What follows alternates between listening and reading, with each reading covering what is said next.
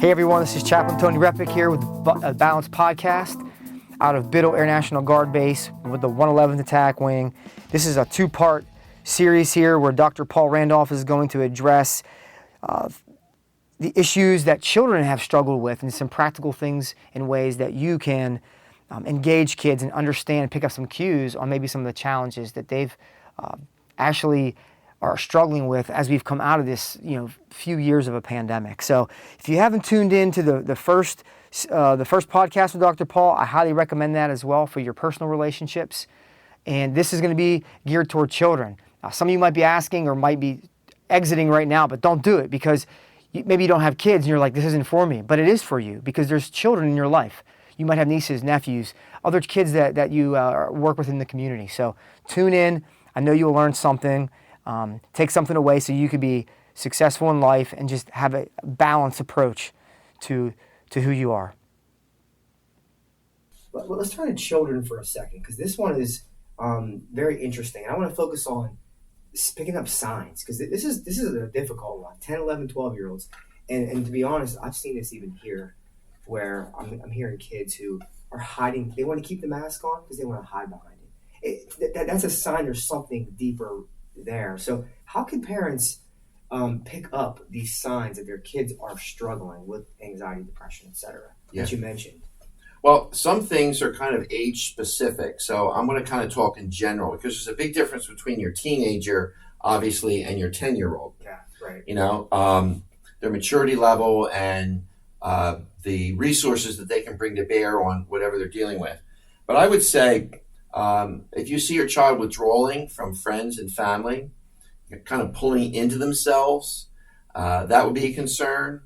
I think if they show a loss of interest in activities that they once enjoyed, that's another concern. If you find that their grades are starting to tank and you're starting to get notes home from the teacher, I think that's another sign to be wary of. Your child just displaying more sadness. Mm-hmm. Maybe they're more prone to crying than they used to be. Maybe they go the opposite way and they get more aggressive emotionally. But you're just sensing on the emotional side of things, there's something different. There's something going on here. Anxious about things now that never bothered them before, and expressing that anxiety, expressing that worry or that fear. And I would say not necessarily any one of these is the alarm sound, but it's just in combination. You see a couple of these different things going on. When you get to, the teen years, particularly, we're seeing more and more teen suicide. Mm-hmm. And I think parents should be alert to if their child just comes out and says, I think I'd be better off dead. Mm-hmm. I mean, that's a clear warning that, okay, my child's thinking about this. Or they speak about it euphemistically, which tends to happen a little more often. Sure. Where they're saying things like, maybe I would be better off. Everybody would be better off without me, or, the world is getting so dark for me.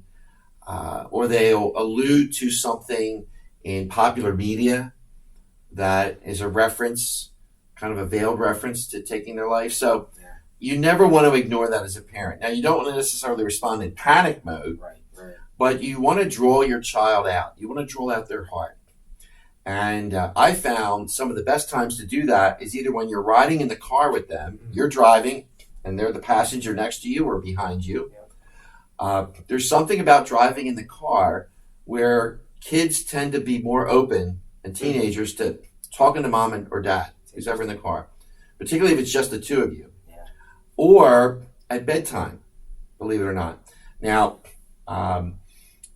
I found even when my kids were teenagers, I would certainly knock on the door before I go in, particularly for my daughter's room.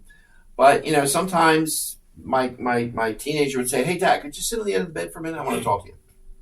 And then just taking the time to do that, or just come in and say, "Hey, just want you to know I care about you. I love you. How's things going?" And sometimes that part of the day, they can be a little more open. If you take your time with it and you try not to be too pushy, but you just provide a window of opportunity for them to maybe share something that's on their heart or mind. Yeah. You know, can I speak for a second, Matt? Personally, because my kids are 15, about to be 13 and 11.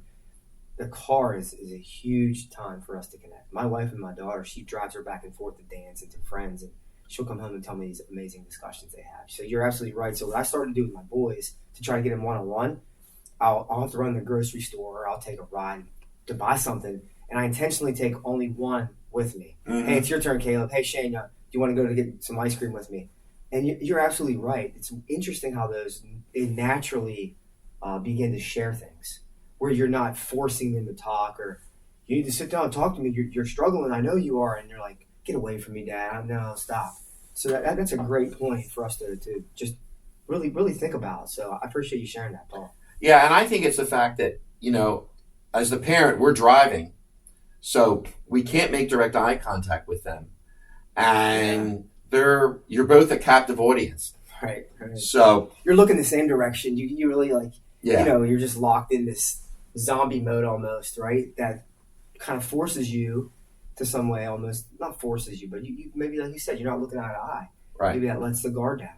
I think it does. And for whatever reason, I found I've had some great conversations with my kids of all ages when we'd be in the car for bringing them home from school or taking them somewhere to an activity. It's just an opportunity to take advantage of. Yeah, that's great. I think just sharing some of those things I think will be helpful. One kind of final thing I think here I want to talk about, and this one is something that I struggle with, and you probably do as well because you've been in pastoral ministry and counseling and chaplain work for a long time. So let's get to this real quick here. Why do people have such a hard time asking for help when they know they're in a rut? They know that they need to seek help. What is it causing individuals to put a block up to just resist asking for help? I think there are a number of factors that could be at work. One is pride. Yeah. I'm just too proud to admit that I need help. Yeah. Fear of being exposed. That's a big one. Yeah. If we go to counseling, the counselor is going to find out about X, Y, or Z. And I don't want that. Mm-hmm. And for folks who are first responders and military, it's why they often avoid the employee assistance program in first responder world. I'm not sure what you call it here in the military side of things, but that idea, I'm not going to the base psychologist or the base counselor because I don't want anybody to know. I don't want anything on my record. Right. It's that fear of being exposed. Because that's not 100% confidential either, right? Some of those agencies that you're talking about, right? Well, so in the first responder world, it is supposed to be confidential. However, not everybody believes that. I see. So, yep. Another big one is I don't want to be seen as weak. Yeah. I've got the can-do attitude. I'm ready to charge up San Juan Hill. Yeah. I'm going to plow through this, and we can do this. We don't need any help. Because if we ask for help, then I want to be seen as weak.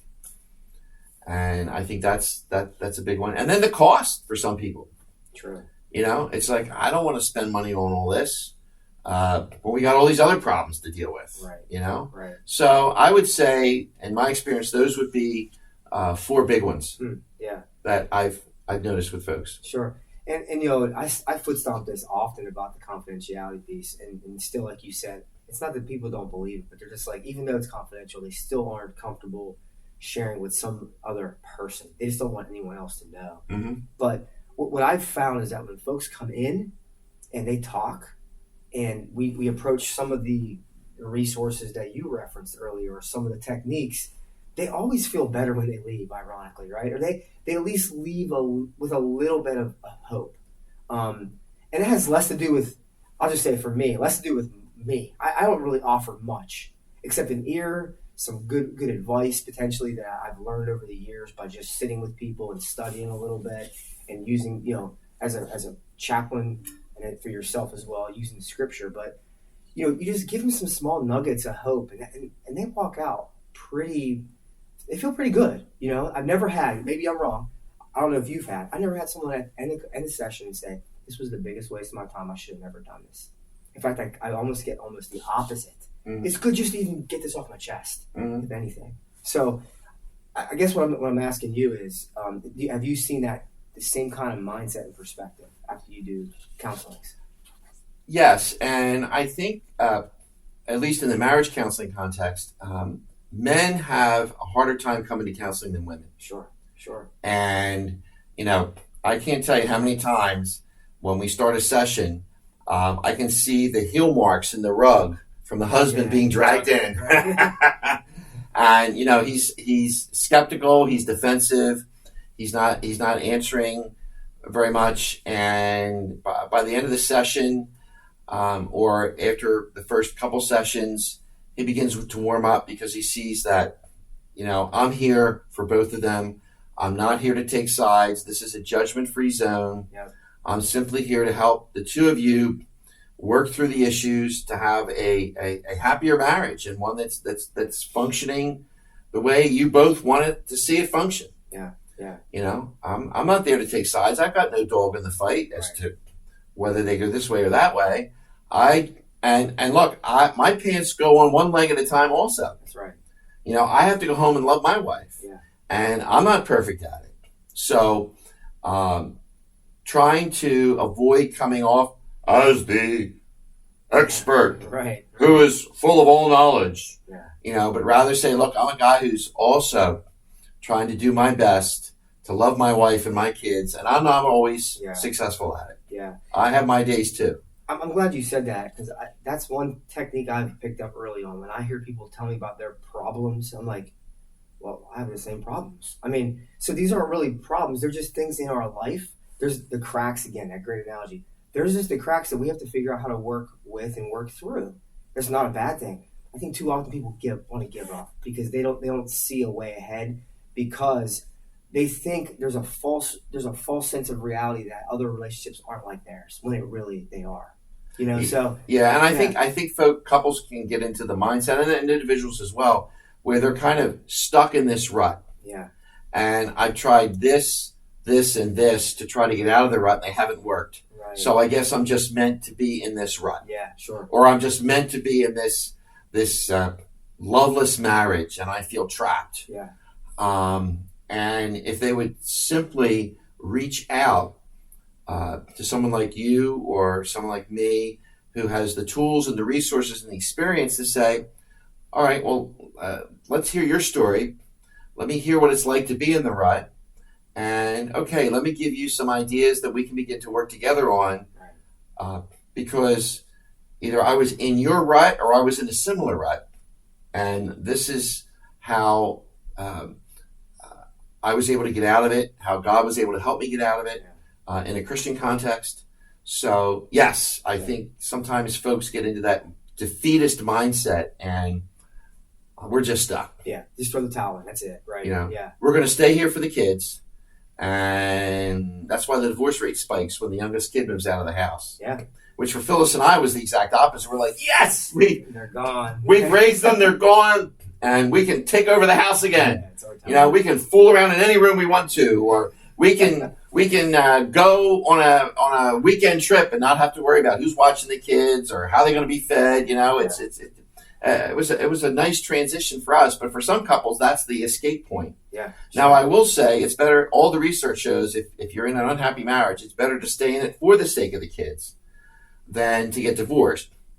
And there's some great research out there that demonstrates that. Mm-hmm. But I would like to see the couple not just stay in the marriage because, well, we don't want to make it more difficult for the kids, but to say, I think we can have a better marriage.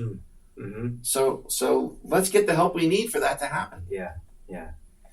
Well, as we kind of close up here, Paul, I want to say first, thanks for coming in and sharing some of these just tremendous resources and some tools that we could get. I'm trying to build that mindset here at the Wing. Again, mind, body, social, spiritual, right? And create this life plan for people. And so what you've shared today, there's some folks out there that could immediately begin implementing these things. I like one of the most practical things you said was schedule a date night. Like if you just get some things on the calendar, even it could change your marriage. It could change your relationship. But so I would love to have you back in again. We could hone in on some other topics potentially. But this is a great, I think, starter for our folks, especially again as we're moving out of this COVID situation and hopefully some normalcy here, to strengthen your relationships, to take a look at children, pick up some of these signs and seek the help that you guys need. It is okay to reach out. In fact, we encourage you. That's Paul and I. That's what we do as counselors and as people that love people. We want to help and see you on your journey to success. So, hey, listen, thanks for tuning into the Balance podcast.